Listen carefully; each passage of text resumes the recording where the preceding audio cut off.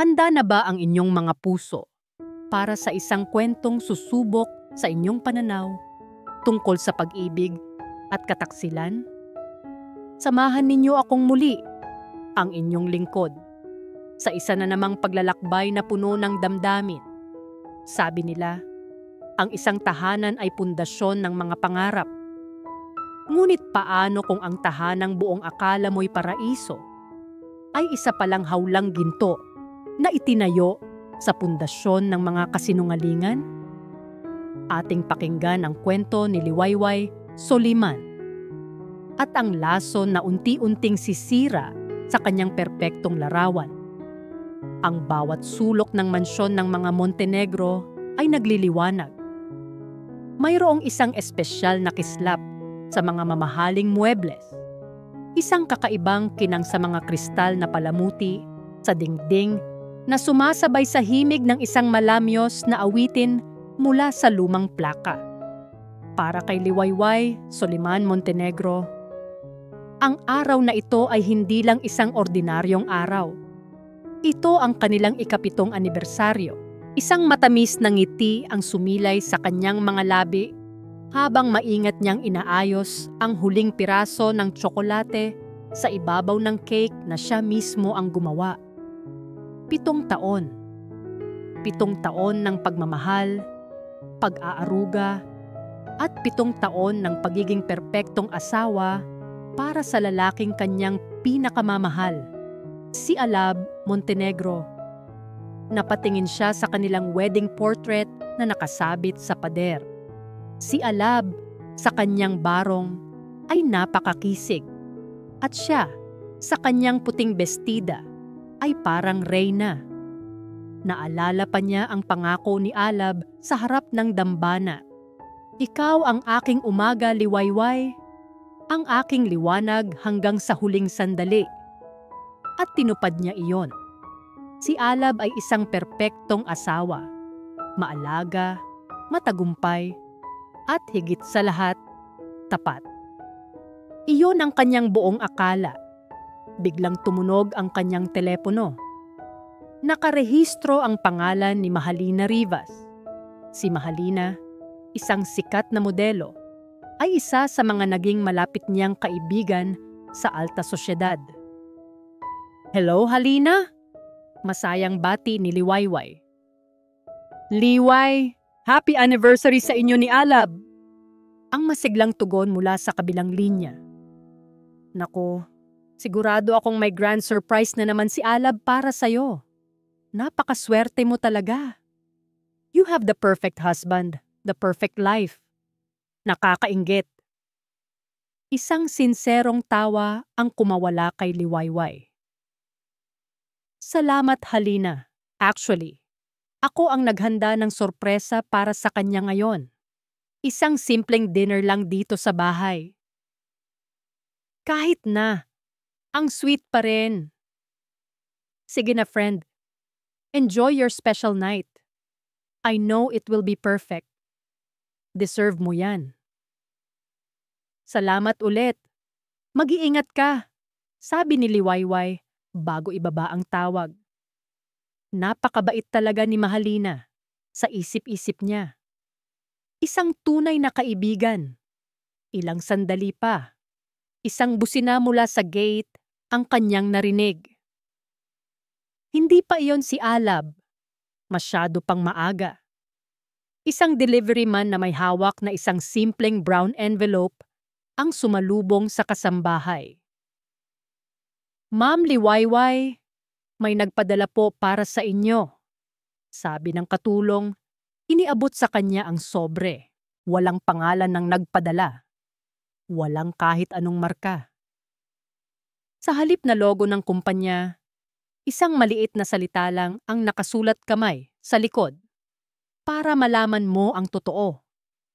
Kinabahan si Liwayway, ngunit pinilit niyang balewalain ito. Marahil ay isang anibersaryo greeting lang mula sa isang kaibigan. Dahan-dahan niyang pinunit ang sobre. Ang laman nito ay hindi isang greeting card. Isang salansan ng mga litrato. Nanginginig ang kanyang mga kamay habang tinitingnan ang una. Isang kamay ng lalaki na may pamilyar na relos na regalo niya kay Alab noong kaarawan nito ay mahigpit na nakahawak sa kamay ng isang babae. Sa ikalawang litrato, mas malinaw na. Ang likod ng isang lalaki, suot ang paboritong business suit ni Alab, ay nakayakap sa isang babaeng nakatalikod din. Ang buhok nito ay mahaba at alon-alon. Sa ikatlong litrato, gumuho ang mundo ni Liwayway. Isang silid ng hotel. Si Alab, walang saplot pang itaas, ay marahang hinahagkan ang leeg ng isang babae. At ang babae, na ngayon ay malinaw na nakaharap sa kamera na tila hindi alam na kinukuhanan, ay walang iba kundi si Mahalina Rivas, ang kanyang kaibigan. Ang huling salita ay parang tinik na bumaon sa kanyang lalamunan. Ang kanyang mga labi ay nakangiti, isang ngiting puno ng tagumpay habang nakatingin ito, hindi sa kamera, kundi sa kanyang asawa. Bumagsak ang mga litrato mula sa nanginginig niyang kamay, kumalat sa makintab na sahig na parang mga tuyong dahon sa taglagas. Ang bawat isang piraso ay isang patalim na tumutusok sa kanyang puso. Hindi ito totoo. Gawa-gawa lang ito.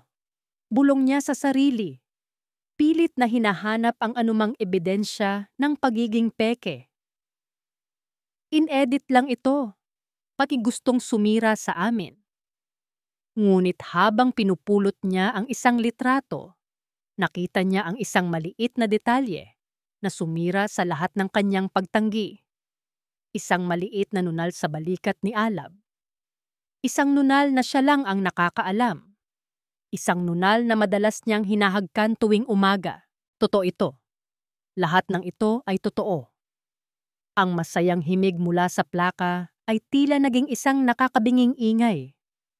Ang matamis na amoy ng cake ay biglang naging kasuklam-suklam.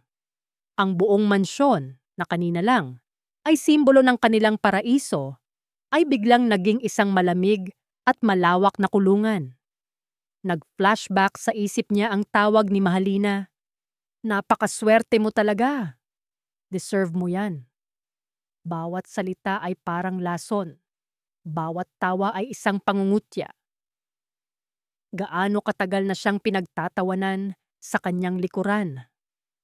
Gaano katagal na siyang nabubuhay sa isang perpektong kasinungalingan? Napaatras siya. Ang kanyang mga binti ay tila walang lakas na bumubuhat sa kanya. Nasagi niya ang mesang pinaglalagyan ng kanyang telepono. Sa isang iglap, sinubukan niyang abutin ito. Isang desperadong kilos na hindi niya alam kung bakit, ngunit huli na ang lahat. Dumulas ang telepono.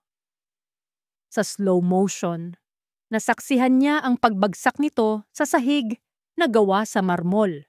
Ang screen na nagpapakita ng kanilang masayang larawan noong araw ng kanilang kasal ay nabasag. Ang perpektong imahe nila ay isa na ngayong sapot ng mga lamat. Ang tunog ng nabasag na salamin ang tila gumising sa kanya mula sa pagkatulala. Sa muli niyang pag-atras, mas malakas na natabig niya ang mesa. Ang 3-layered chocolate cake, ang obra maestra ng kanyang pagmamahal para sa kanilang anibersaryo, ay gumewang-gewang bago tuluyang bumagsak sa sahig sa isang malagim na kalabog.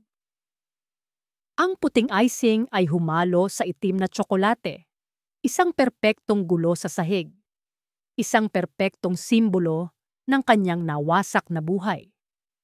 Doon siya nanatiling nakatayo, sa gitna ng mga nagkalat na litrato ng kataksilan, ng basag na telepono na may basag na pangako at ng durog na cake na sumisimbolo sa kanyang durog na puso.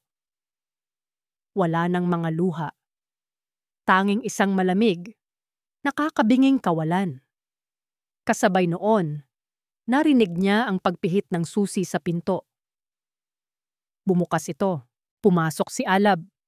Nakangiti ng napakatamis at may hawak na isang malaking palumpon ng mga paborito niyang pulang rosas. Ang itsura niya ay perpekto, gaya ng dati. Ang kanyang mga mata ay puno ng pagmamahal na ngayon ay alam na ni Liwayway na isang pagkukunwari lamang. Hindi pa niya nakikita ang gulo sa sahig. Ang mga mata niya ay nakatuon lamang kay Liwayway. "Happy anniversary, mahal ko," sabi niya sa isang malambing na boses, ang parehong boses na bumulong ng mga kasinungalingan sa tainga ng ibang babae. Ang malambing na boses ni Alab ay umalingaw-ngaw sa nakabibinging katahimikan ng silid, isang tunog na dati musika sa pandinig ni Liwayway, ngunit ngayoy parang tunog ng isang basag na salamin. Dahan-dahang napabaling ang tingin ni Alab mula sa mukha ng kanyang asawa patungo sa sahig. Una niyang nakita ang durog na cake. Pagkatapos ay ang basag na telepono. At sa huli, ang mga litratong nakakalat sa paanan ni Liwayway. Kumunot ang kanyang noo. Ang matamis na ngiti ay unti-unting naglaho, napalitan ng pagkalito. Anong nangyari dito, mahal?" Tanong niya, ang boses ay nagpapakita pa rin ng pagkukunwaring pag-aalala. "Ayos ka lang ba?" Hindi sumagot si Liwayway. Sa halip, yumuko siya at dahan-dahang pinulot ang isang litrato, ang pinakamalinaw sa lahat, kung saan ang muka ni Mahalina ay maligayang nakasandal sa dibdib ng kanyang asawa.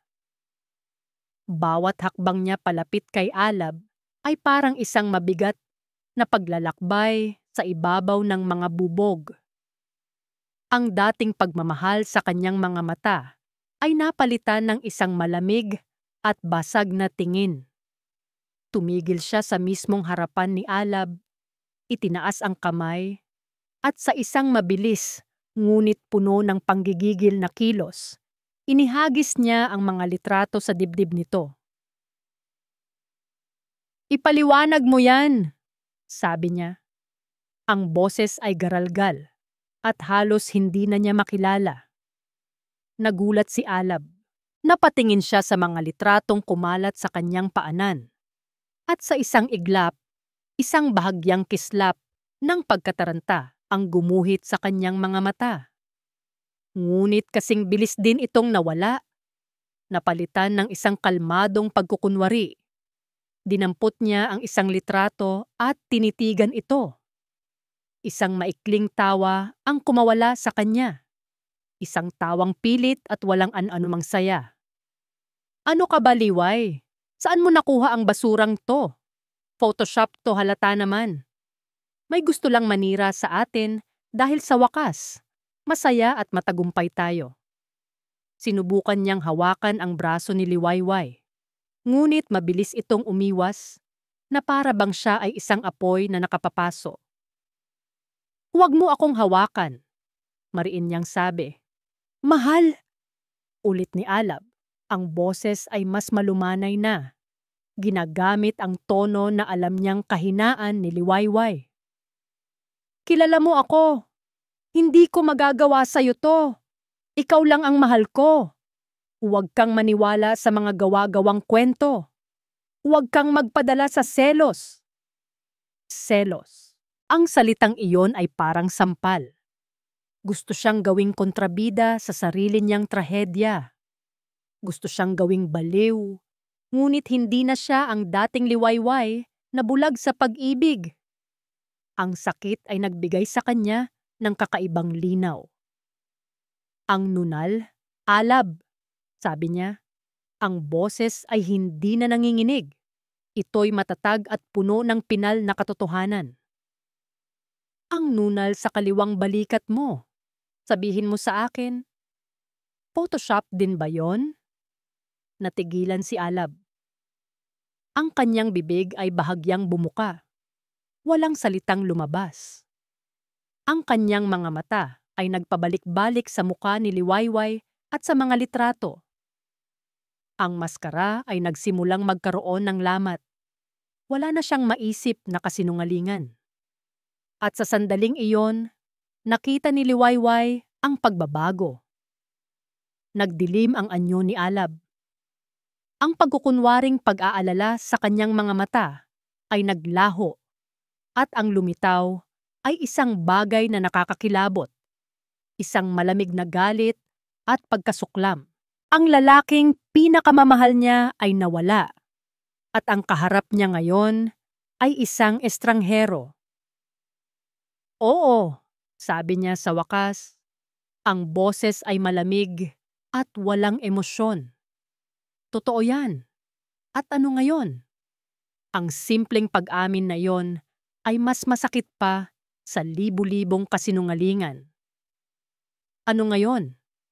Halos pabulong na ulit ni Liwayway, hindi makapaniwala. 7 taon, Alab. 7 taon akong naging tapat sa'yo. Ibinigay ko ang lahat. Isang mapaklang tawa ang kumawala kay Alab. Ibinigay ang lahat? Liwayway, pagod na ako. Pagod na ako sa pagiging perpekto. Pagod na ako sa pag-uwi sa isang perpektong bahay na parang museo. Kailangan ko ng excitement. Kailangan ko ng apoy. Mga bagay na hindi mo na kayang ibigay. Bawat salita ay isang suntok sa kanyang sikmura. Nag-iwan sa kanya na halos hindi makahinga. Siya pala ang may kasalanan. Siya pala ang nagkulang. Ngunit sa gitna ng sakit, isang bagong damdamin ang umusbong. Galit. Isang dalisay na galit na nagbigay sa kanya ng lakas. Tumalikod siya at naglakad patungo sa isang drawer sa kanilang study table. Kinuha niya ang isang folder at walang atubiling inilapag ito sa mesa sa harap ni Alab. Annulment papers, deklara niya. Pirmahan mo yan. Gusto ko nang tapusin to. Tiningnan ni Alab ang mga papel. Pagkatapos ay tumingin siya kay Liwayway na para bang ito ang pinakanakakatawang bagay na kanyang narinig. Kinuha niya ang mga dokumento, ngunit hindi para pirmahan. Dahan-dahan, sa harap mismo ng mga mata ni Liwayway, pinunit niya ito sa gitna. Pagkatapos ay pinunit niya ulit.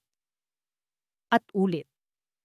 Hanggang sa ang mga salitang legal separation at annulment ay naging maliliit na piraso ng basura na bumagsak sa sahig, kasama ng mga litrato at ng durog na cake. Walang hiwalayan, Liwayway, sabi niya. Ang boses ay mababa at puno ng pagbabanta. Hindi mo ako pwedeng iwan. Akin ka. Pag-aari kita. Mula sa apelyido mo hanggang sa bawat sentimo na tinatamasa mo, pag-aari ko yan. Sa oras na subukan mong umalis, sisiguraduhin kong magiging isang impyerno ang buhay mo. Isang impyernong hindi mo gugustuhing maranasan. Iniwan niya si Liwayway na nakatayo roon, napapalibutan ng mga piraso ng kanilang nawasak na pagsasama. Ang pag-asa ay tuluyan ng naglaho, napalitan ng isang malalim at nakalulunod na kawalan ng pag-asa. Nang marinig niya ang pagsara ng pinto ng kanilang silid, doon na tuluyang bumigay ang kanyang mga tuhod. Napaluhod siya sa sahig, sa gitna ng gulo, at sa wakas, ang mga luhang kanina pa niya pinipigilan ay bumuhos na parang isang sirang dam. Ilang minuto siyang nanatili roon, ang kanyang mga hikbilang ang maririnig. Nang biglang, sa gitna ng kanyang pagtangis, may nag-vibrate sa sahig. Ang kanyang basag na telepono. Sa kabila ng sira, umilaw ang screen. Isang mensahe mula sa isang numerong hindi niya kilala. Nanginginig niyang pinulot ang telepono. Ang mensahe, Alam ko ang katotohanan tungkol kay Alab. Magkita tayo kung kailangan mo ng tulong. Kinabukasan, ang siyudad de Hiraya ay nagising sa karaniwan nitong ingay at liwanag.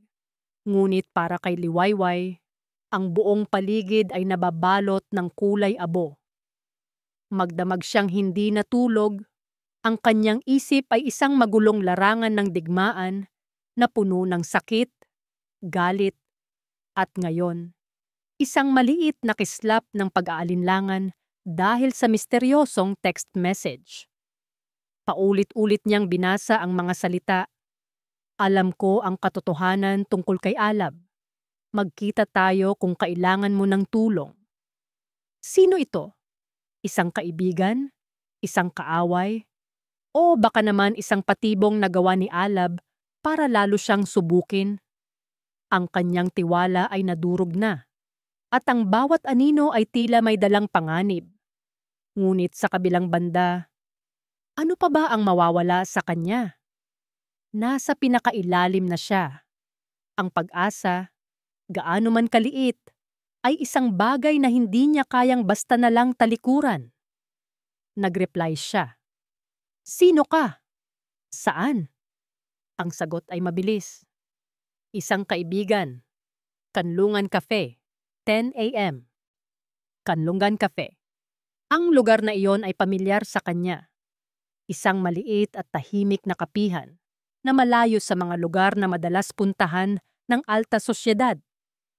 Isang lugar kung saan maaari kang magtago. Isang kanlungan. Tila angkop ang pangalan.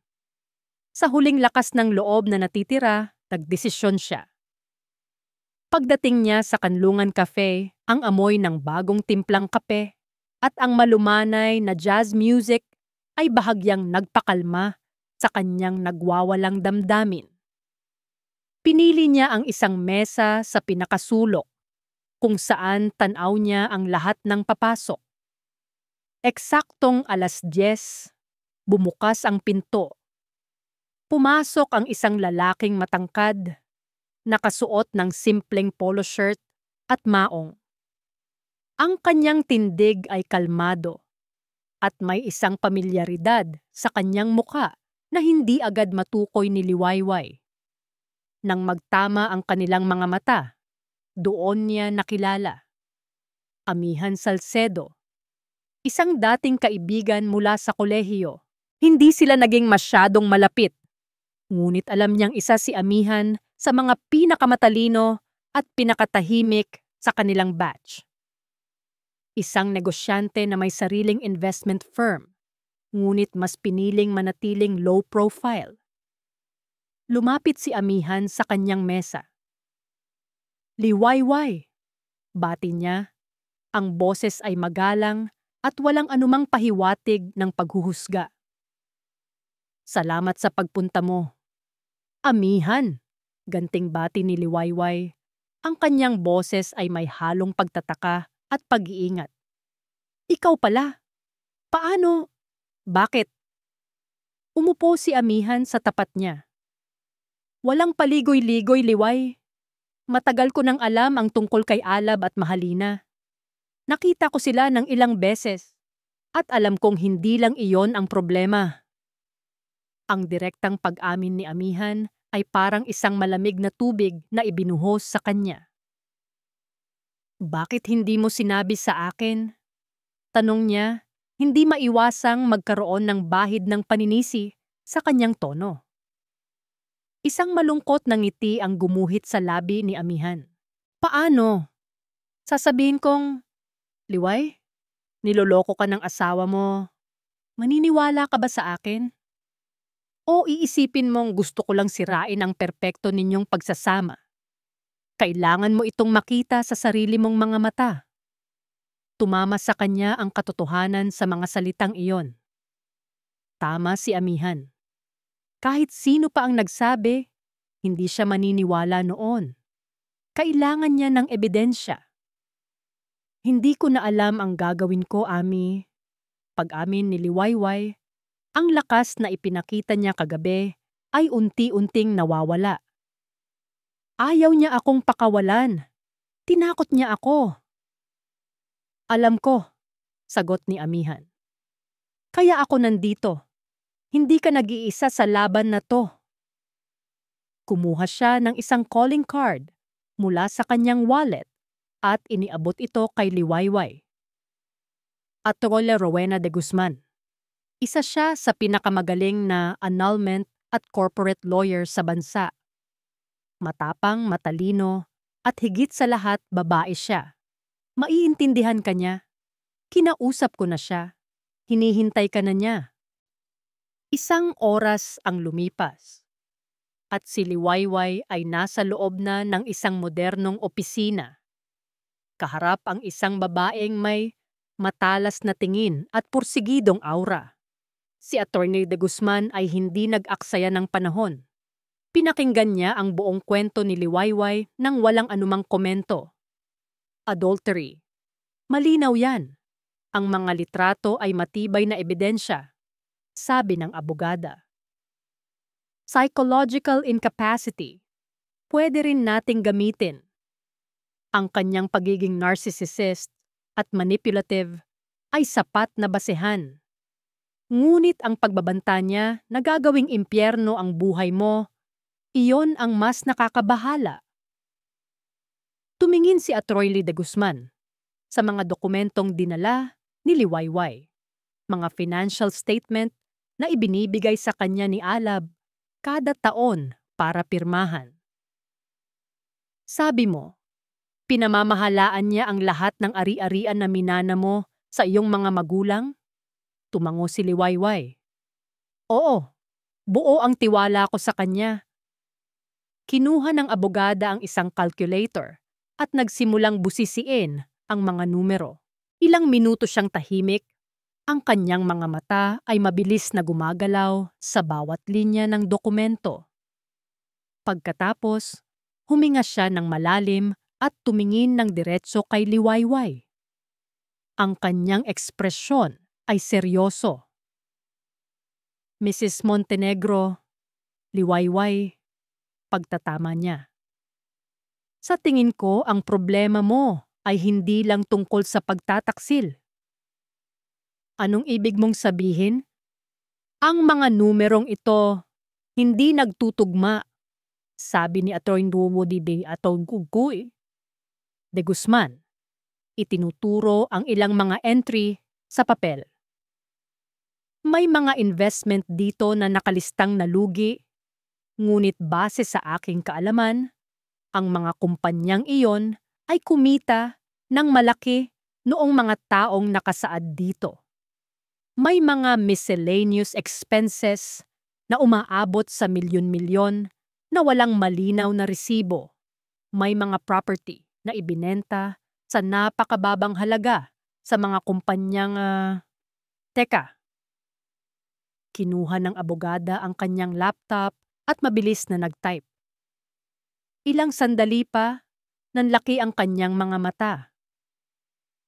Ang mga kumpanyang bumili ng ari-arian mo sa mababang halaga. Ang mga incorporator nito ay mga taong may malapit na koneksyon kay Alab. Isa na rito ay pinsan ni Mahalina Rivas. Ang hangin sa silid ay tila naubos. Ang pagtataksil sa kanyang puso ay isa.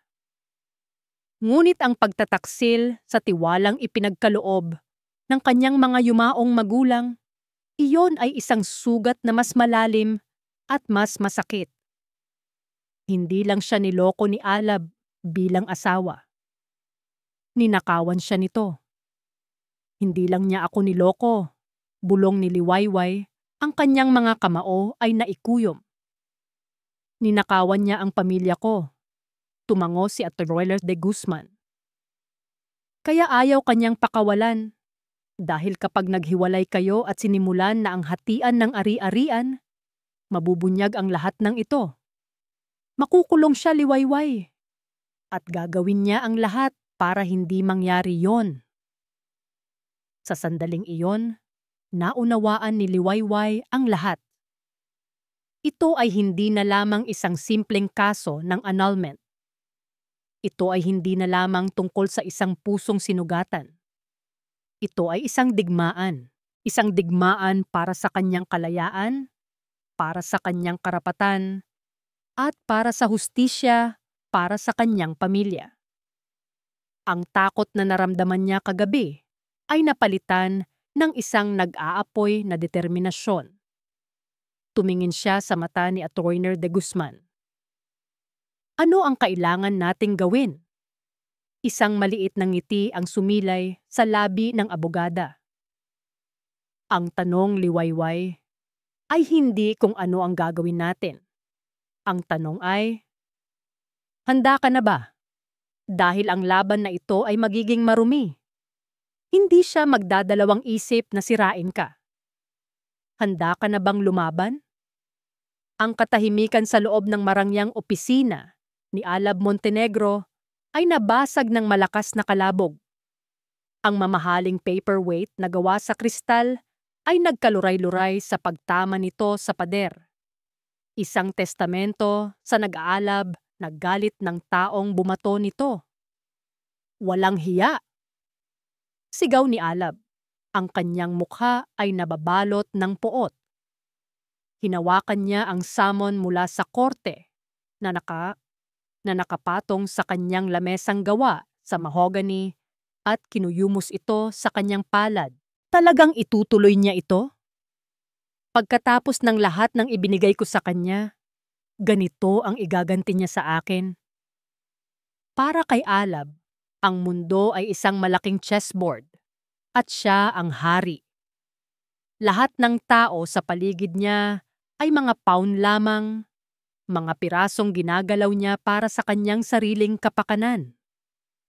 Si Liwayway, para sa kanya, ay ang kanyang reyna, isang magandang palamuti, isang simbolo ng kanyang tagumpay, isang kasangkapan para makuha ang yaman at respeto na kaakibat ng pangalan ng mga soliman. Hindi niya kailanman inisip na ang isang reyna ay magkakaroon ng sariling pag-iisip. Pumasok sa kanyang opisina si Mahalina Rivas nang hindi kumakatok. Ang kanyang mukha, na karaniwang nagpapakita ng kalkuladong tamis, ay ngayon ay nababalot ng pag-aalala. Nakatanggap din ako ng summon, Alab, sabi niya. Inilapag ang sariling dokumento sa mesa. Adultery. Nasisiraan na ba ng bait ang asawa mo? Gusto niya tayong ipakulong? Huwag kang mag-alala, sagot ni Alab. Ang kanyang galit ay unti-unting napapalitan ng isang malamig at kalkuladong determinasyon. Hindi niya tayo kayang ipakulong. Ngunit ang ginawa niya, ito ay isang deklarasyon ng gyera. Umupo si Mahalina sa kandungan ni Alab. Ang kanyang mga braso ay pumulupot sa leeg nito. Anong plano mo? Hindi natin pwedeng hayaan na mabuksan ang kasong ito. Paano kung malaman niya ang tungkol sa pera? Hindi niya malalaman, mariing sabi ni Alab. Pero kailangan nating turuan siya ng leksyon. Kailangan niyang matutunan kung sino ang kinakalaban niya. Kailangan niyang pagsisihan ang araw na kinalaban niya ako. Kinuha ni Alab ang kanyang telepono. Ang una niyang tinawagan ay ang manager ng bangko kung saan nakadeposito ang lahat ng personal na pondo ni Liwayway. Mga pondong hindi direktang konektado sa mana nito, ngunit sapat para mabuhay siya ng komportable. Miguel, si Alab Montenegro ito, sabi niya sa malamig na boses. May problema sa joint account namin ng asawa ko. May suspetsa ako ng fraudulent activities. Kailangan mong i-freeze ang account na yan. Effective immediately. Ako na ang bahala sa legal paperwork. Walang tanong-tanong na sumunod ang kausap sa kabilang linya. Utang na loob sa kanya ng taong iyon ang posisyon nito. Isang tawag lang, at ang pinagkukunan ng kalayaan ni Liwayway ay naputol na. Magaling, bulong ni Mahalina. Hinahaplos ang dibdib ni Alab. Pero hindi pa iyan sapat. Kailangan nating sirain ang reputasyon niya. Kailangan isipin ng lahat ng tao na siya ang masama, na siya ang baliw. Isang ngisi ang gumuhit sa mga labi ni Alab. Iyon mismo ang nasa isip niya. Ang kanyang sumunod na tinawagan ay isang kilalang attack dog na journalist. Isang taong handang magsulat ng kahit anong istorya kapalit ng tamang halaga. Benny, may kwento ako para sa'yo, panimula ni Alab. Tungkol sa asawa ko. Kawawa naman siya. Nitong mga nakaraang buwan, nakikitaan ko na siya ng senyales ng mental instability, depresyon, paranoia. At ngayon, inaakusahan niya ako ng kung ano-ano. Ang masakit pa, may nalaman ako, may iba siyang lalaki. Isang dati niyang kaibigan. Oo, si Amihan Salcedo. Sinisira nila ang pamilya namin. Bawat salita ay isang purong kasinungalingan. Ngunit sinabi niya ito nang may perpektong tono ng isang nasasaktang asawa. Alam niyang kinabukasan, ang kwentong ito ay kakalat sa mga social circle at gossip column. Si Liwayway, ang biktima, ay magiging isang taksil na may problema sa pag-iisip. Siya naman, ang salarin, ay magiging isang martir. Perfect, sabi ni Mahalina matapos ang tawag. Ngayon, sino ang maniniwala sa isang baliw na asawa na nangangalunya? Ngunit may isa pang bagay na gumugulo sa isip ni Alab. Ang pangalang Amihan Salcedo. Bakit siya? Paano siya nasangkot dito? Isang kompetensya sa negosyo, oo. Ngunit wala silang personal na ugnayan. Maliban na lang kung isang madilim na realisasyon ang tumama kay Alab. Si Amihan, bulong niya. Malamang na siya ang nagbigay ng mga litrato kay Liwayway. Ang tarantadong yon. May gusto rin pala sa reyna ko. Ang ideya na may ibang lalaking naghahangad sa pag-aari niya ay mas nagpaalab sa kanyang galit. Ito ay hindi na lang tungkol sa pera at kontrol. Ito ay tungkol na rin sa kanyang ego. Tumayo siya at lumapit sa bintana, tinatanaw ang syudad na para bang pag-aari niya. Gusto ni Liwayway ng digmaan? Bibigyan ko siya ng digmaan. Tumingin siya kay Mahalina. Kailangan nating siguruhin na walang sino man ang tutulong sa kanya. Tawagan mo ang lahat ng kaibigan natin. Ipahiwatig mo na. Kung sino man ang kumampi kay Liwayway ay kumakalaban sa akin. Tingnan natin kung sino ang mananatili sa tabi niya kapag wala na siyang pera at wala ng reputasyon. Sa loob lamang ng ilang oras, ang buong makinarya ni Alab Montenegro ay gumagana na. Ang kanyang kapangyarihan at impluensya na binuo mula sa pera ng mga Soliman ay siya na ngayong ginagamit na sandata laban sa nag-iisang tagapagmana nito. Naramdaman ni Alab ang isang pamilyar na kilig, ang kilig ng kapangyarihan, ng pagiging dominante. Gusto niyang makita si Liwayway na nagmamakaawa, na lumuluhod sa kanyang harapan, na nagsisisi. Sa huli, sabi niya, mas para sa sarili niya kaysa kay Mahalina, lahat sila ay matututo. Walang sino man ang umaalis sa akin. Walang sino man. At sa kanyang isip, malinaw na ang larawan ng kanyang tagumpay.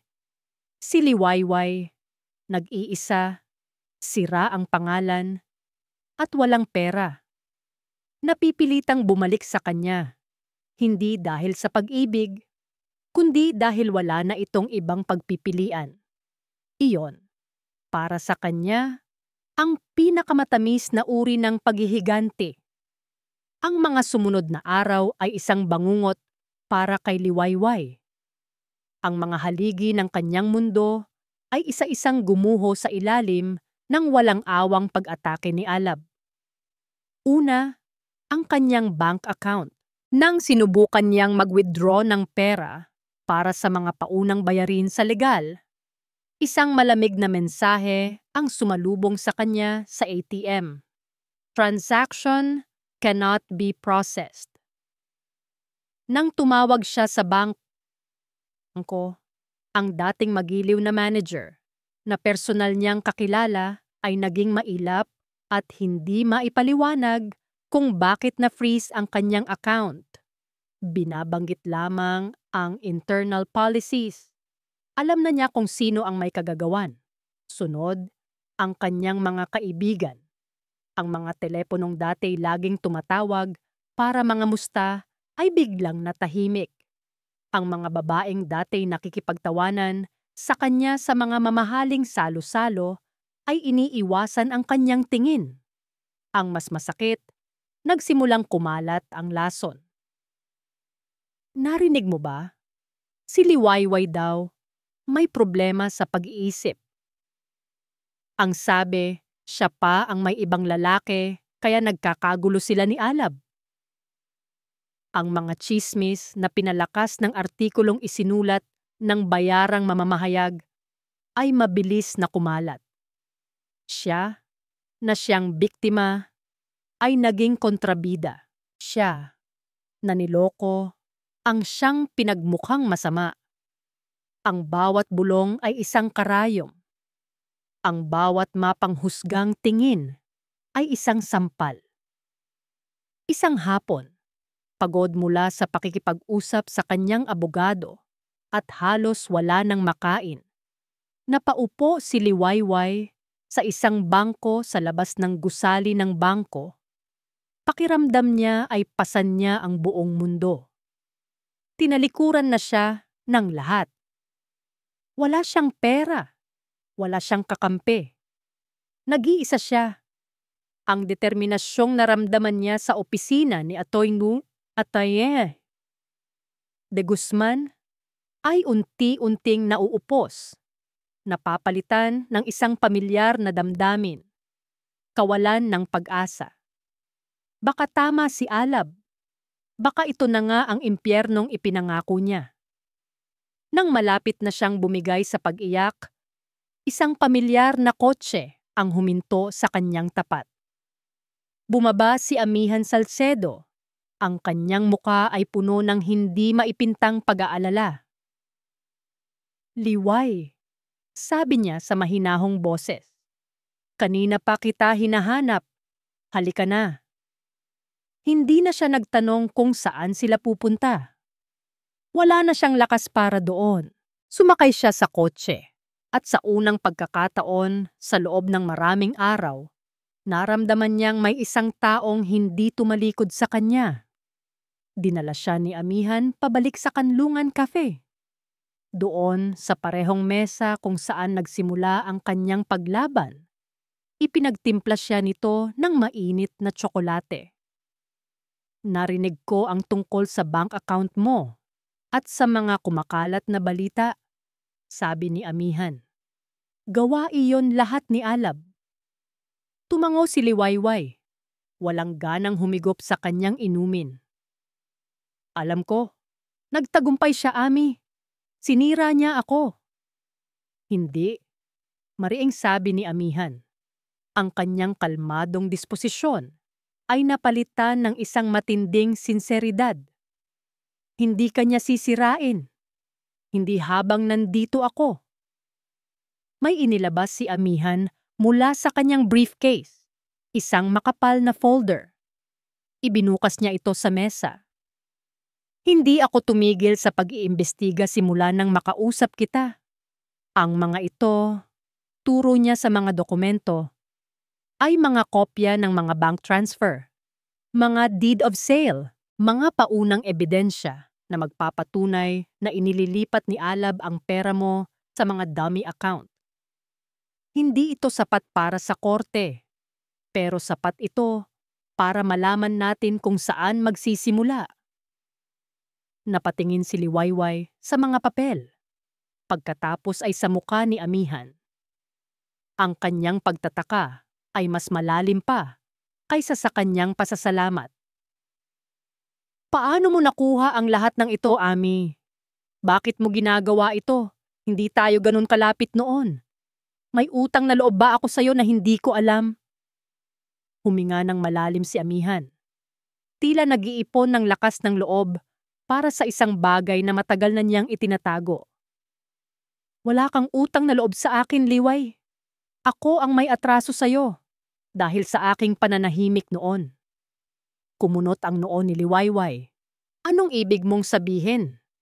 Naalala mo ba ang sulat kamay sa note na kasama ng folder na ito? Tanong ni Amihan.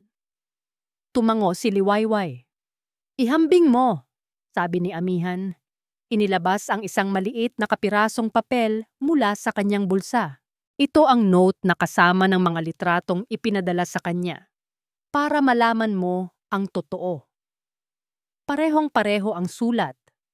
Ang eleganteng kurbada ng mga letra.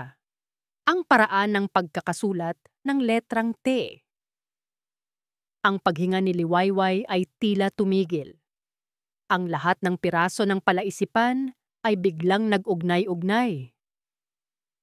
Ikaw, bulong niya.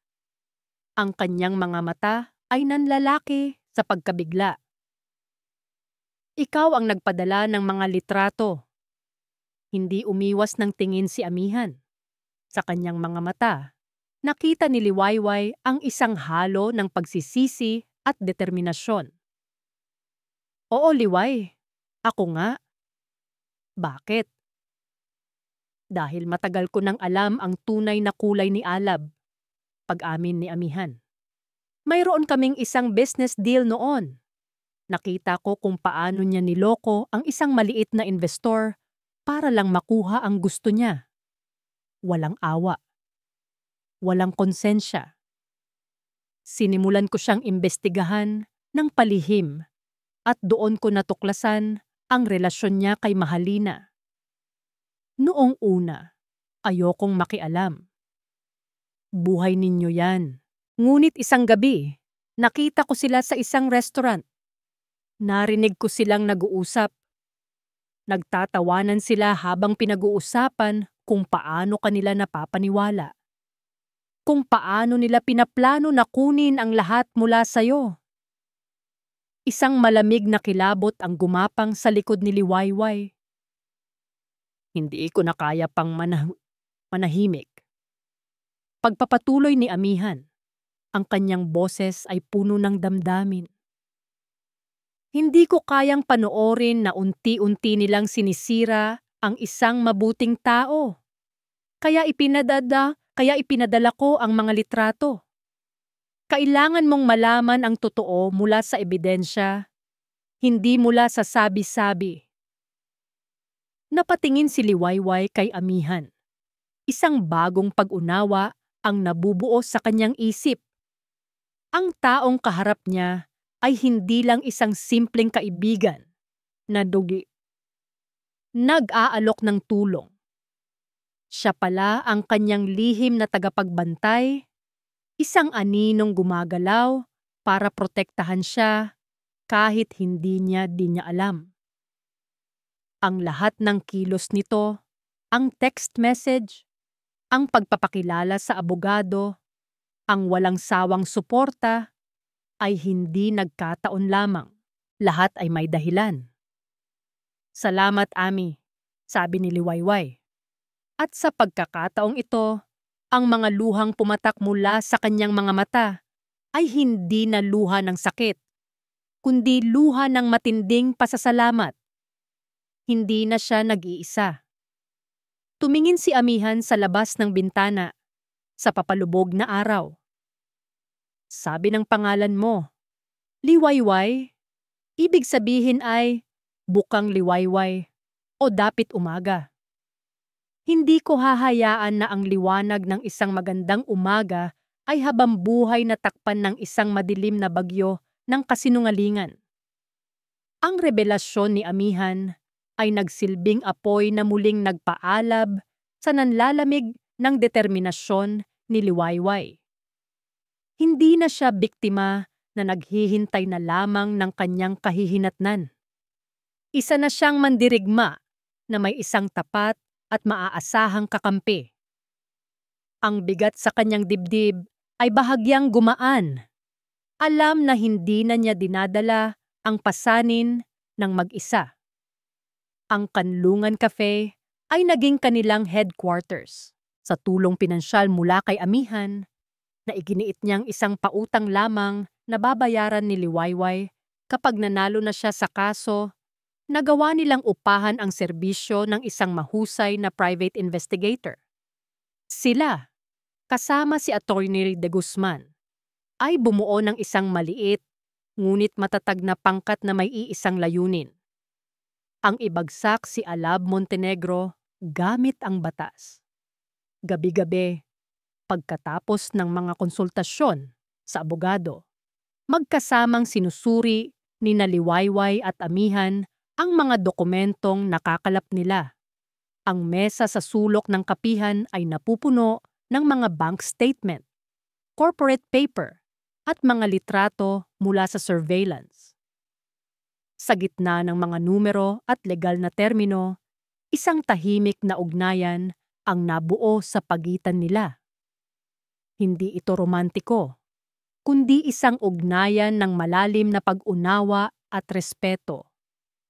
Nakita ni Liwayway ang talino at integridad ni Amihan, habang nakita naman ni Amihan ang katatagan at hindi matinag na espiritu ni Liwayway. Isang gabi, habang sinusuri ang listahan ng mga dating empleyado ng kumpanya ni Alab, isang pangalan ang umagaw sa kanilang pansin. Noel Ramos, isang accountant na bigla ang tinanggal sa trabaho 2 taon na ang nakalipas dahil sa di umano'y incompetence. Naaalala ko siya, sabi ni Liwayway. Si Mang Noel, napakabait na tao. Palagi niya akong binabati ng may ngiti kapag dumadalaw ako sa opisina ni Alab. Imposibleng incompetent siya. Siya ang pinakamasipag at pinakamapagkakatiwalaang accountant ni Alab noon. Eksakto, sabi ni Amihan. Itinuturo ang isang tala sa report ng investigador. Ayon sa source natin sa loob, si Ramos ay tinanggal matapos niyang questionin ang ilang malalaking cash advances na ginawa ni Alab na walang kaukulang liquidation. Pagkatapos niyang magtanong, kinabukasan, wala na siya sa kumpanya. Kailangan natin siyang mahanap, mabilis na sabi ni Liwayway. Kung may nakakaalam ng sikreto ni Alab sa pananalapi, si Mang Noel iyon. Hindi naging madali ang paghahanap. Tila nagtago si Noel Ramos, marahil dahil sa takot. Ngunit sa tulong ng investigador, natunto nila ang kanyang simpleng tirahan sa isang tahimik na probinsya, malayo sa gulo ng siyudad de Hiraya. Naglakbay sila kinabukasan. Ang kanilang destinasyon ay isang maliit na bahay na napapaligiran ng mga halaman. Isang lalaking may katandaan na ang buhok ay medyo napuputian na at ang muka ay nagpapakita ng hirap ng buhay, ang sumalubong sa kanila sa pinto. Ang dating sigla sa mga mata ni Mang Noel ay napalitan ng pag-iingat at takot nang makilala niya si Liwayway. Ma'am Liwayway, sabi niya. Halatang nagulat. Anong ginagawa ninyo rito? Mang Noel, kailangan po namin ang tulong ninyo, diretsong sabi ni Liwayway. Ang kanyang boses ay puno ng sinseridad. Sa simula, mariing tumanggi si Noel. Naku ma'am, pasensya na po. Ayoko na pong masangkot dyan. Tahimik na po ang buhay ko rito.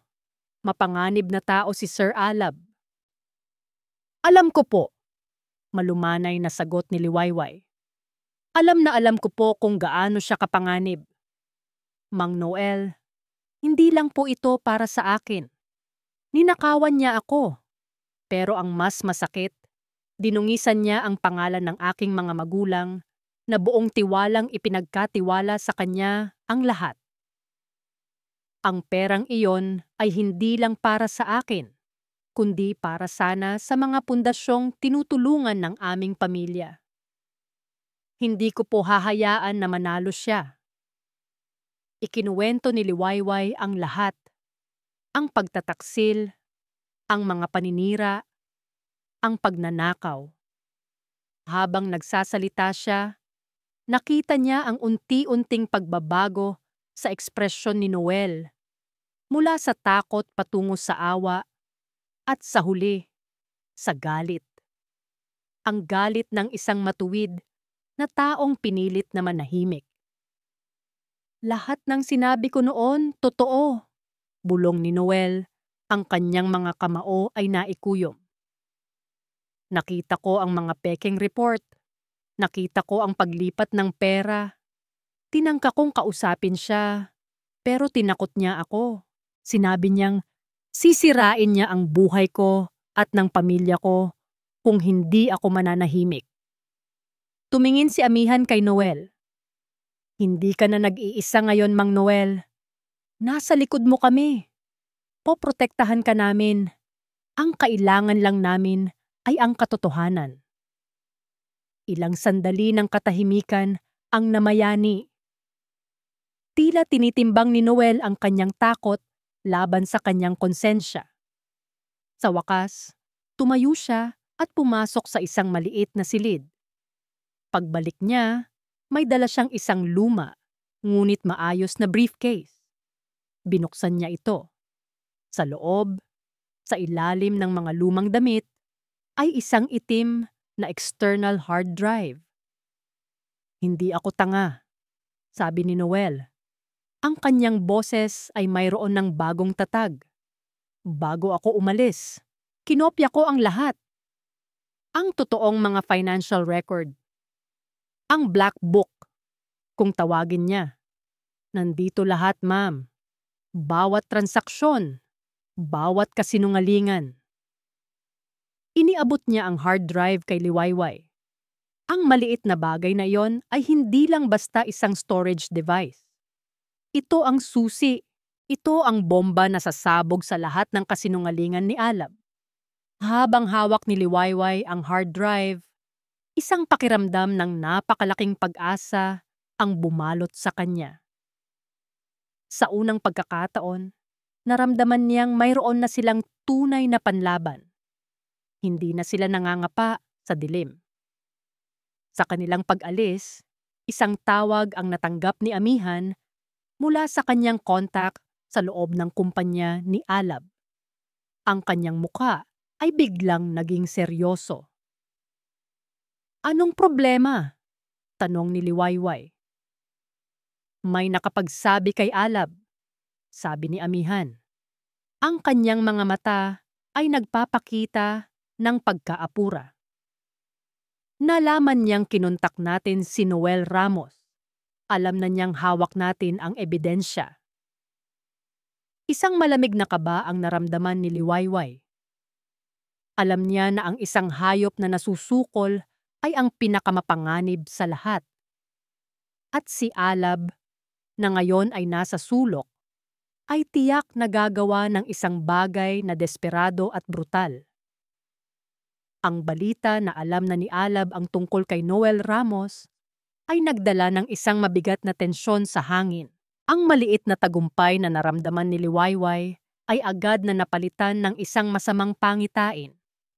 Alam niya, sa kaibuturan ng kanyang puso, na hindi mananahimik si Alab at ang kanyang ganti ay magiging mabilis at malupit. Sa kanyang penthouse suite, nagwawala si Alab Montenegro. Ang kanyang mukha, na karaniwang kalmado at kalkulado, ay ngayon ay isang maskara ng purong galit at, sa kauna-unahang pagkakataon, takot. Ang matandang iyon, sigaw niya.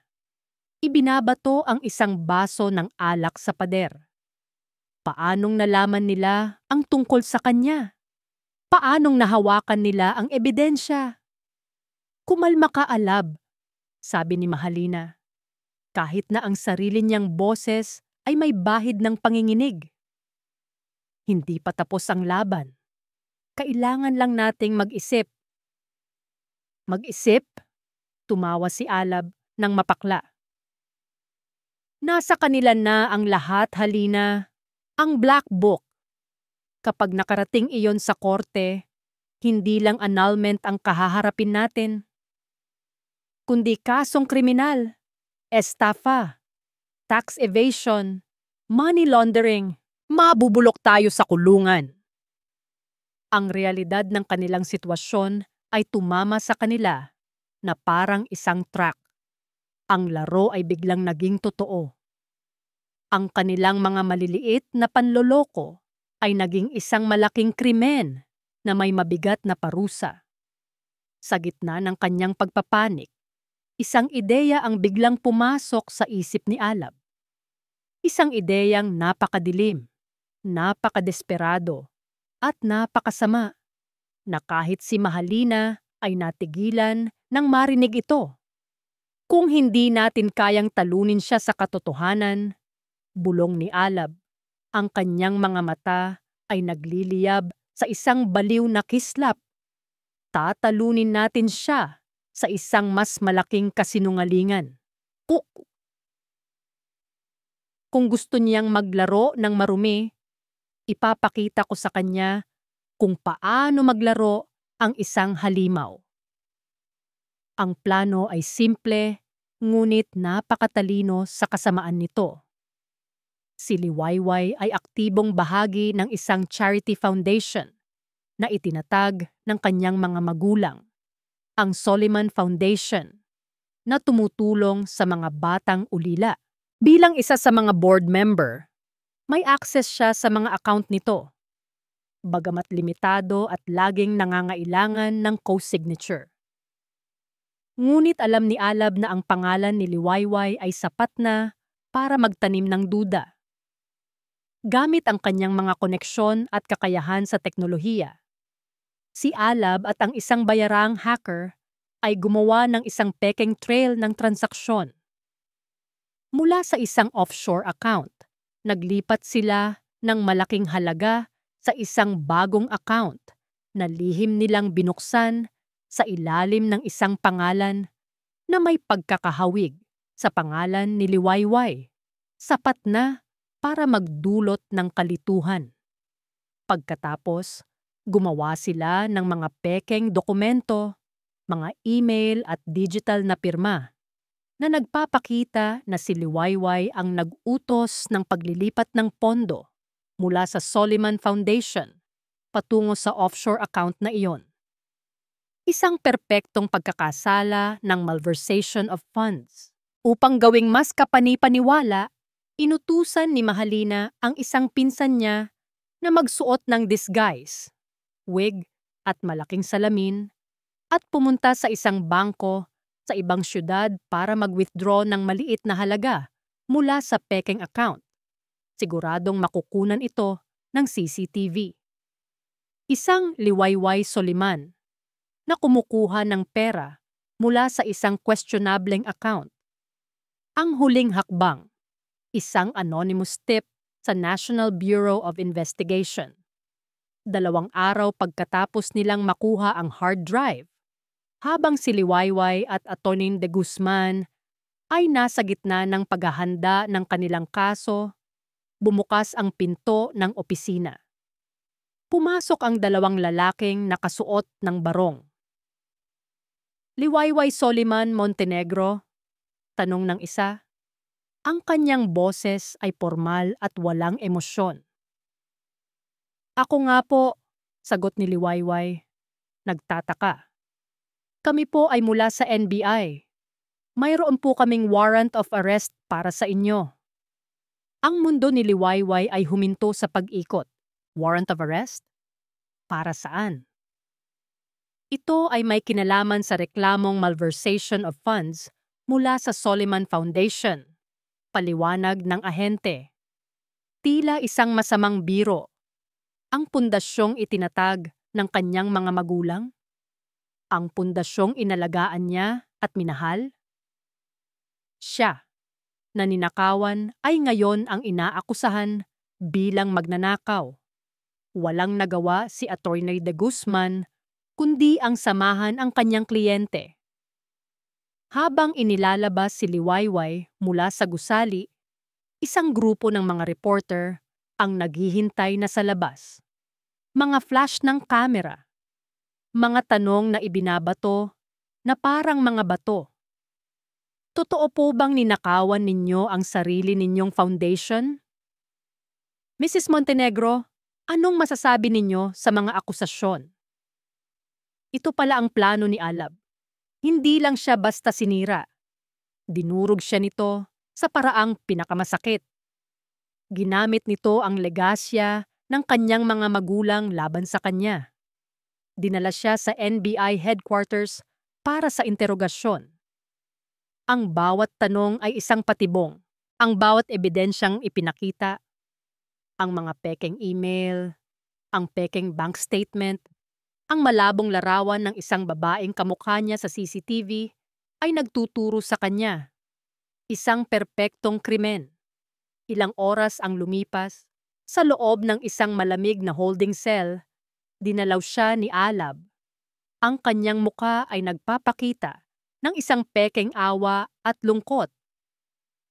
"Liway, liway, liway," sabi niya. Umiiling-iling. "Tingnan mo ang ginawa mo sa sarili mo. Sinabi ko naman sa'yo na huwag mo akong kalabanin. Hayop ka." Iyon lang ang salitang lumabas sa bibig ni Liwayway. "May alok ako sa'yo," sabi ni Alab. Hindi pinapansin ang kanyang sinabi. "Isang napakagandang alok. Iatras mo ang annulment case. Ibigay mo sa akin ang hard drive na yan. Kalimutan mo na ang lahat. At sa isang iglap, lahat ng ito ay mawawala. Sasabihin ko sa kanila na nagkamali lang ako ng hinala. Malinis ang pangalan mo. Makakalaya ka." Ito na. Ang kanyang huling desperadong galaw. Ang kanyang ultimatum. Isinusukol niya si Liwayway. Pinipilit na pumili sa pagitan ng kanyang kalayaan at ng kanyang laban para sa hustisya. "Mabulok ka sa impyerno, Alab," sagot ni Liwayway. Ang kanyang mga mata ay nag-aapoy sa galit sa kabila ng kanyang sitwasyon. Isang malamig na ngiti ang sumilay sa labi ni Alab. "Kung iyan ang gusto mo, magsaya ka sa bago mong tahanan." Tumalikod siya at umalis. Kasabay ng pag-alis niya, ang mabigat na bakal na pinto ng selda ay nagsara ng may malakas na kalabog. Ang tunog na iyon ay sumalamin sa buong paligid, ang huling nota sa isang kabanata ng kanyang buhay. Naiwan si Liwayway sa dilim. Nag-iisa, walang pera, sira ang pangalan, at ngayon nakakulong. Ito na ang sandali ng all is lost. Sa puntong iyon, tila natalo na siya sa digmaan. Ang mga unang oras ni Liwayway sa loob ng selda ay isang paglalakbay sa pinakailalim ng kawalan ng pag-asa. Ang malamig na semento, ang mahinang ilaw, at ang amoy ng kalungkutan ay tila mga tanikalang pumipigil sa kanya sa paghinga. Inakala ni Alab na sa pagkakakulong sa kanya, tuluyan na niyang nasira ang kanyang espiritu. Ngunit may isang bagay siyang hindi isinaalang-alang. Ang lalim ng determinasyon ni Amihan Salcedo. Nang mabalitaan ni Amihan ang pag-aresto kay Liwayway, isang klase ng galit na hindi pa niya naramdaman noon ang kumulo sa kanyang kalooban. Ito ay hindi na lamang tungkol sa pagtulong. Ito ay naging personal. Hindi siya makapapayag na ang isang taong buo ang tiwala sa kanya ay maiiwan sa dilim.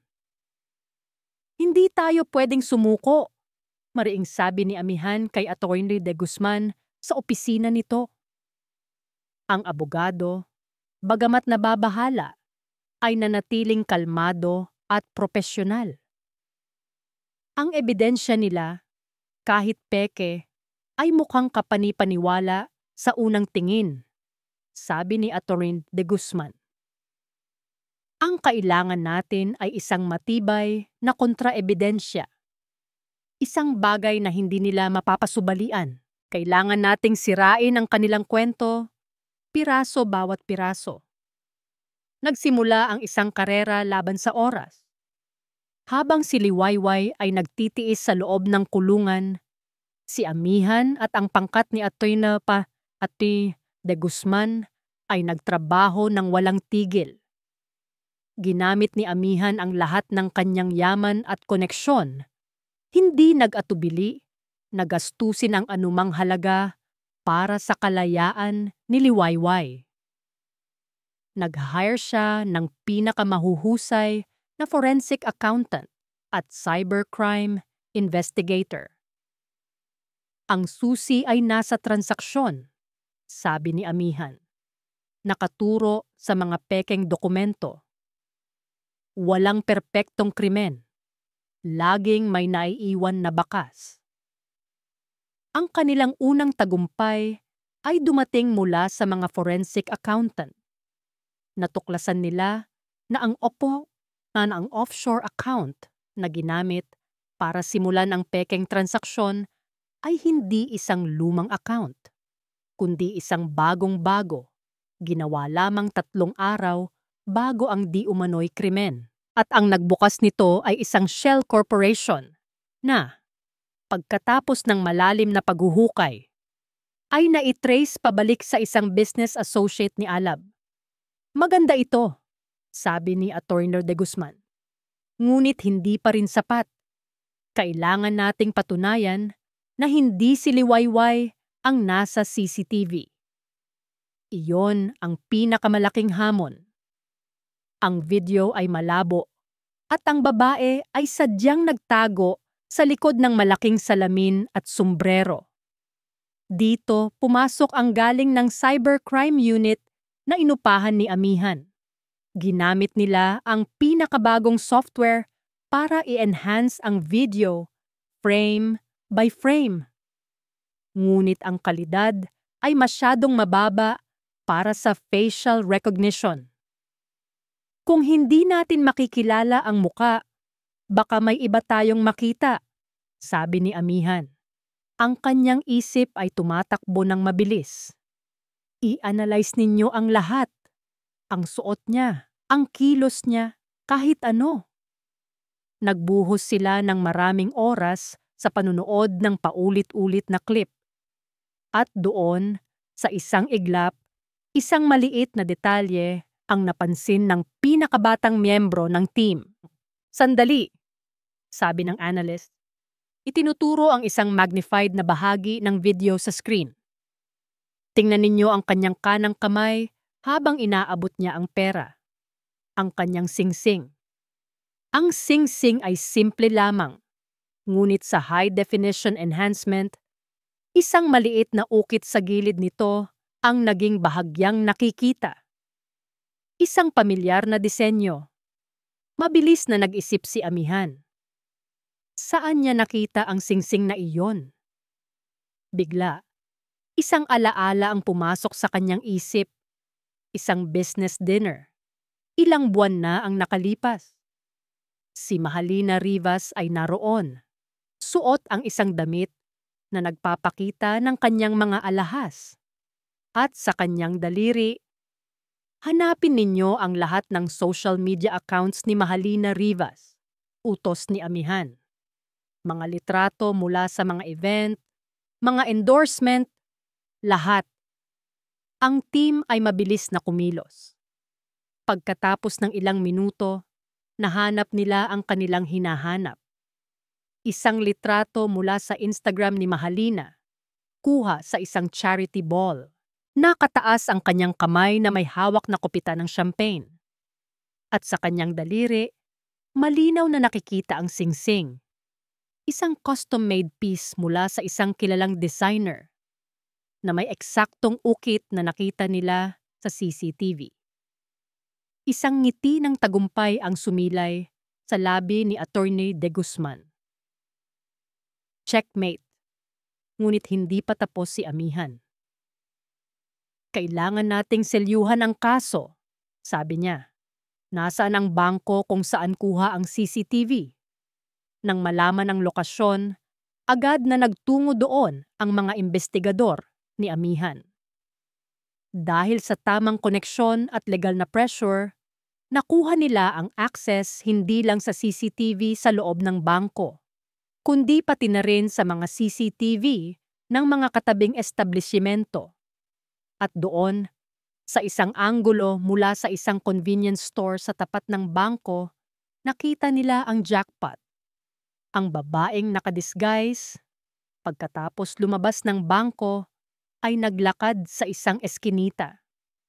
Ilang sandali pa, isang itim na luxury car ang huminto. Sumakay ang babae sa passenger seat at ang taong nagmamaneho, na malinaw na nakita nang lumingon ito bago umalis, ay walang iba kundi si Alab Montenegro.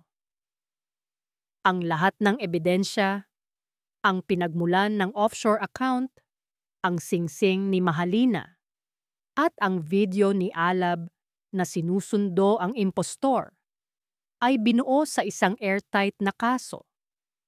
Agad silang nagtungo sa opisina ng piskal. Nang walang pag-aalinlangan, iprinisinta ni Atty. Harold de Guzman ang kanilang mga natuklasan. Ang piskal, na noong una ay kumbinsido sa kaso laban kay Liwayway, ay nanlaki ang mga mata sa bawat ebidensyang inilatag. Ang kasinungalingan ni Alab ay gumuho na parang isang kastilyong buhangin. Isang release order para kay Liwayway ay agad na inisyu. Sa labas ng NBI headquarters, sa ilalim ng takip ng gabi, naghihintay si Amihan.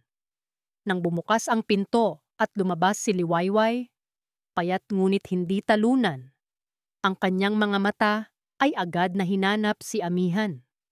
Walang salitang namutawi sa kanila. Tumakbo si Liwayway at niyakap ng mahigpit si Amihan. Ang kanyang mukha ay isinubsob sa dibdib nito. Ang yakap na iyon ay hindi yakap ng pag-ibig, kundi yakap ng isang taong nalunod na nailigtas mula sa isang marahas na karagatan. Ito ay yakap ng lubos na pasasalamat at hindi matatawarang tiwala. Salamat, Ami, bulong ni Liwayway, ang kanyang boses ay basag. Salamat. Sabi ko sa'yo, hindi ka nag-iisa, sagot ni Amihan. Marahang hinahaplos ang kanyang likod. Habang nakatayo sila roon, isang tawag ang natanggap ni Atty. de Guzman. Pagkatapos makinig, tumingin siya sa kanila, isang matapang na ngiti sa kanyang mga labi. Inilabas na rin ang warrant of arrest, anunsyo niya, para kina Alab Montenegro at Mahalina Rivas, obstruction of justice, perjury, at syndicated estafa. Tumingala si Liwayway mula sa pagkakayakap. Ang dilim ay naglalaho na. Ang liwanag, gaano man katagal na wala, ay nagsisimula nang bumalik. Ang laban ay hindi pa tapos, ngunit ang pinakamahalagang labanan ay naipanalo na. Ang pagtatanggol sa sarili ay tapos na. Panahon na para sa pag-atake. Ang courtroom ay puno ng mga tao, isang halo ng mga mamamahayag, mga usisero mula sa alta sosyedad, at mga taong direktang naapektuhan ng mga krimen ni Alab Montenegro. Ang hangin ay mabigat sa tensyon. Bawat bulong at bawat pag-ubo ay umaling-awngaw sa maringal ngunit nakakakabang silid. Sa isang panig, naroon si Alab at si Mahalina, kasama ang kanilang pangkat ng mga mamahaling abogado. Ang dating kumpiyansa ni Alab ay napalitan ng isang manipis na arogansya, na bahagyang nagtatakip sa kaba sa kanyang mga mata. Si Mahalina naman ay isang estatwa ng yelo. Ang kanyang kagandahan ay hindi kayang itago ang takot na gumuguhit sa kanyang mukha. Sa kabilang panig naroon si Liwayway. Nakaupo siya ng tuwid. Ang kanyang tindig ay nagpapakita ng isang bagong tuklas na lakas. Ang kanyang suot ay simple ngunit elegante. Isang pagpapatunay na ang kanyang dignidad ay hindi nakasalalay sa yaman. Sa tabi niya ay si Atty. De Guzman, kalmado at handa. At sa likod niya, sa hanay ng mga manonood, nakaupo si Amihan. Ang kanyang presensya ay isang tahimik na pader ng suporta. Nagsimula ang paglilitis. Ang mga abogado ni Alab ay magagaling. Sinubukan nilang siraan ang bawat ebidensya, questionin ang motibo ng bawat testigo. Ngunit ang katotohanan ay may sariling lakas. Unang isinalang si Mang Noel Ramos. Sa una ay nanginginig, ngunit sa pagpapatuloy ng kanyang testimonya, ang kanyang boses ay naging matatag. Ipinakita niya sa korte, gamit ang mga dokumento mula sa Black Book, kung paano sistematikong inilipat ni Alab ang pondo mula sa Soliman Assets patungo sa kanyang mga personal na account. Ang bawat numero ay isang pako sa kabaong ng mga kasinungalingan ni Alab.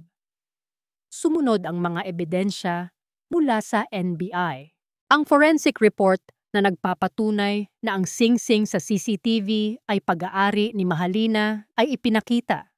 Nang i-play ang video, isang kolektibong paghinga ng pagkagulat ang narinig sa courtroom.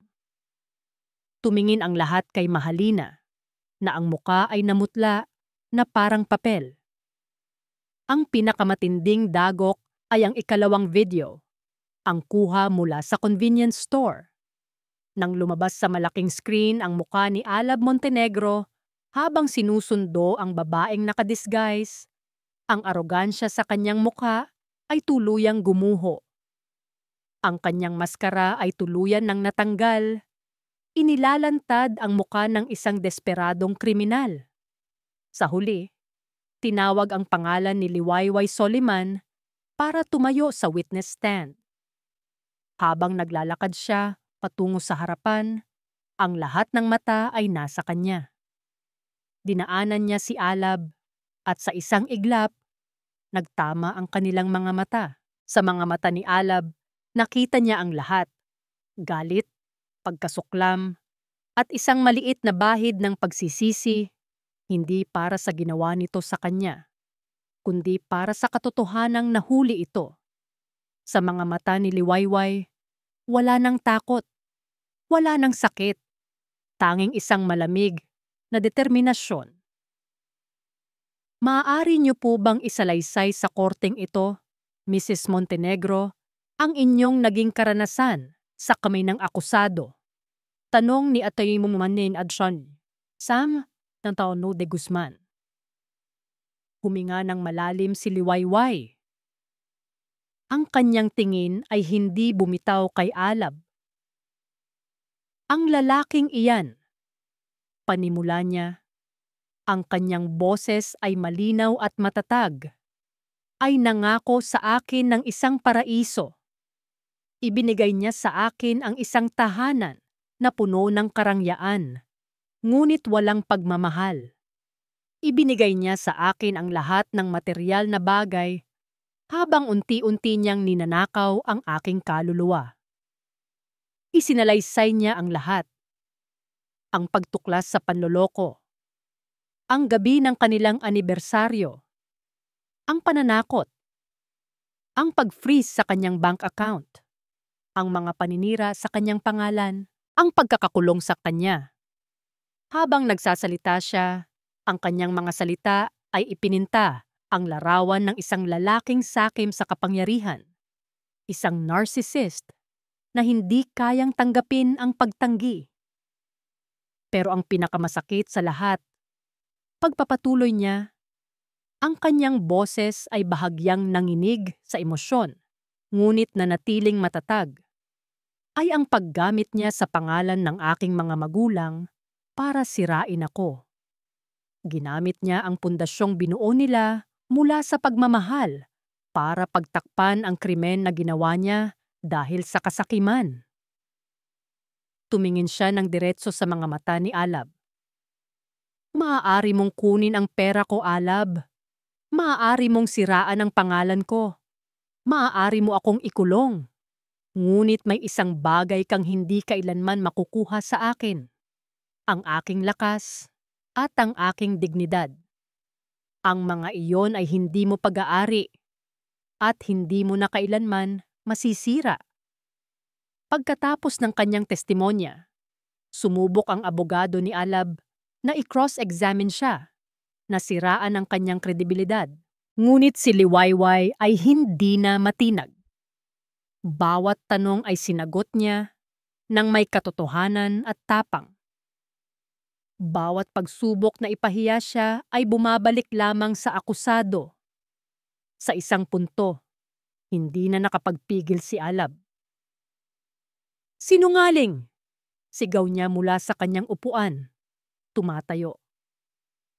"Ginagawa mo lang ang lahat ng ito dahil hindi mo matanggap na may mahal na akong iba. Nababaliw ka." "Order in the court!" Sigaw ng hukom, malakas na ipinupukpok ang kanyang gavel.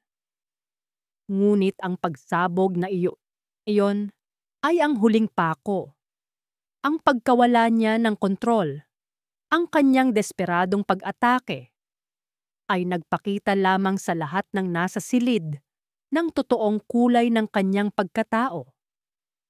Matapos ang lahat ng testimonya, ang bawat panig ay nagbigay ng kanilang closing arguments.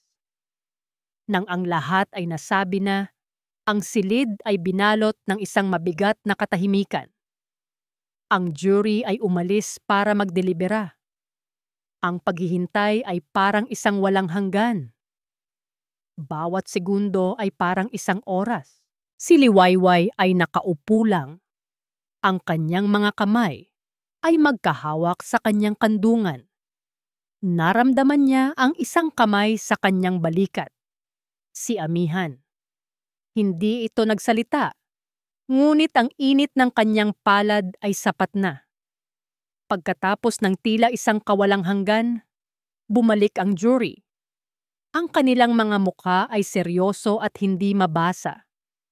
Ang lahat ay tumayo. Hawak ng hukom ang kanyang gavel, ang kanyang mga mata ay nakatuon sa mga akusado. Sa kaso ng People of the Philippines versus Alab Montenegro and Mahalina Rivas. Ang buong courtroom ay nag-abang. Bawat paghinga ay pinipigilan. This court finds the accused, Alab Montenegro, guilty beyond reasonable doubt on all charges. Ang tunog ng gavel ng hukom na pumukpok sa kahoy ay tila isang putok ng baril na bumasag sa katahimikan. Para kay Liwayway, ito ang pinakamatamis na tunog na kanyang narinig. Napapikit siya, isang luha ng ginhawa ang dahan-dahang dumaloy sa kanyang pisngi. Sa wakas, tapos na. Ang hatol ay mabigat, mahabang taon ng pagkakakulong para kay Alab para sa syndicated estafa at iba pang mga krimen. Si Mahalina, bagamat mas mababa ang sentensya, ay makukulong din para sa kanyang pakikipagsabwatan. Habang inilalabas sila ng mga gwardiya, ang dating makapangyarihang si Alab Montenegro ay isa na lamang talunang lalaki. Ang kanyang mukha ay walang emosyon. Isang basag na salamin ng dating arogansya. Nang matapos ang lahat at lumabas sila sa courtroom, si Liwayway ay sinalubong hindi ng mga mapanghusgang mata, kundi ng mga kamera ng media na ngayon ay naghahanap ng kanyang panig at ng mga ngiti mula sa iilang tunay na kaibigan na nanatili. Ngunit ang tanging taong hinanap ng kanyang mga mata ay si Amihan. Nakatayo ito sa di kalayuan. Hindi nakikisiksik, nagbibigay sa kanya ng espasyo. Isang maliit na ngiti lamang mula rito ang nagsasabi ng lahat. Nagtagumpay ka. Makalipas ang 3 taon, ang sikat ng araw ay malayang pumapasok sa mga salaming bintana ng isang pamilyar na lugar. Ngunit ngayon, ang Kanlungan Cafe ay mas masigla. Mas maraming customer, mas masayang kapaligiran. Sa likod ng counter, isang babae ang abala sa pag-aayos ng mga bulaklak sa bawat mesa. Ang kanyang ngiti ay totoo. Ang kanyang mga mata ay kumikinang sa kapayapaan. Ito si Liwayway Soliman. Hindi na Montenegro. Matapos ang paglilitis, ginamit niya ang kanyang lakas at ang bahagi ng yamang naibalik sa kanya para bumangon. Ang unang ginawa niya ay bilhin ang Kanlungan Cafe, ang lugar na naging saksi sa simula ng kanyang paglaban. Ginawa niya itong isang thriving business. Ngunit ang mas mahalaga, itinayo niya ang Phoenix Foundation, isang organisasyon na nagbibigay ng legal at psychological na suporta para sa mga babaeng biktima ng domestic at economic abuse. Mula sa abo ng kanyang karanasan, tulad ng isang phoenix, siya ay muling isinilang, hindi para sa sarili lamang, kundi para tulungan din ang iba na makahanap ng kanilang sariling liwayway. Isang hapon, habang pinagmamasdan niya ang paglubog ng araw mula sa bintana ng kanyang kapihan, isang pamilyar na figura ang pumasok. Si Amihan. Sa loob ng 3 taon, nanatili siyang isang tapat na kaibigan. Hindi siya kailanman nagmadali. Hindi kailanman naging mapilit. Hinayaan niya si Liwayway na paghilumin ang kanyang mga sugat sa sarili niyang panahon, sa sarili niyang paraan. Ami, bati ni Liwayway, isang matamis na ngiti ang sumilay sa kanyang labi. Liway, ganti ni Amihan. Umupo sa paborito nilang mesa sa sulok. Mukhang masaya ka. Masaya at mapayapa, pagtatama ni Liwayway. Isang bagay na akala ko'y hindi ko na mararamdaman ulit. Nagkwentuhan sila tungkol sa mga simpleng bagay. Ang tagumpay ng kapihan, ang mga bagong natulungan ng foundation, ang mga plano para sa hinaharap. Sa kanilang pag-uusap, walang bakas ng nakaraang sakit. Tanging isang komportableng katahimikan at isang malalim na pag-unawa, habang ang kulay kahel na sinag ng dapit hapon ay tumatama sa mukha ni Liwayway. Tinitigan siya ni Amihan. Ang babaeng nasa harapan niya ay hindi na ang babaeng wasak na kanyang tinulungan. Siya ay buo. Siya ay malaya. Siya ay handa na. Liway, sabi ni Amihan. Ang kanyang boses ay mas seryoso kaysa karaniwan. Sa loob ng 3 taon, pinanood kitang muling buuin ang iyong sarili. Pinanood kitang maging liwanag para sa iba. At sa bawat araw na nagdaan, mas lalo lang kitang hinangaan. Huminga siya ng malalim. Ngayon na ang iyong bukang liwayway ay ganap ng sumikat. Payag ka ba kung hihilingin kong maging bahagi ako ng bawat umaga mo mula ngayon? Ang mga salita ay simple, walang mga palamuti, ngunit puno ng sinseridad na tumagos sa puso ni Liwayway. Ito ang pag-ibig na hindi nananakop, hindi nagmamay-ari. Ito ang pag-ibig na naghihintay, nag-aaruga, at nagpapalaya. Isang luha ang muling pumatak sa kanyang pisngi. Ngunit sa pagkakataong ito ay luha ng purong kaligayahan. Inabot niya ang kamay ni Amihan, nakapatong sa mesa, at mahigpit itong hinawakan. Ang bukang liwayway ay matagal nang nandito, Ami. Bulong niya. At ikaw ang pinakamahinahon at pinakasariwang hangin na dala nito. Sa ilalim ng papalubog na araw, sa loob ng kanilang kanlungan, dalawang pusong sinubok ng panahon ang sa wakas ay nagtagpo, hindi para buuin ang isa't isa, kundi para maglakbay ng magkasama, palaging okay. At dito nagtatapos ang kwento ni Liwayway at Amihan. Isang kwento ng katatagan, hustisya, at ang pag-asang laging may bagong umagang darating pagkatapos ng pinakamadilim na gabi. Ang natutunan natin sa kanilang paglalakbay ay ang tunay na lakas ay hindi nasusukat sa kawalan ng pagbagsak, kundi sa kakayahang bumangon mula sa bawat pagkakalugmok. Ang pag-ibig na tunay ay hindi nagkukulong, bagkus ay nagpapalaya, at ang kapatawaran.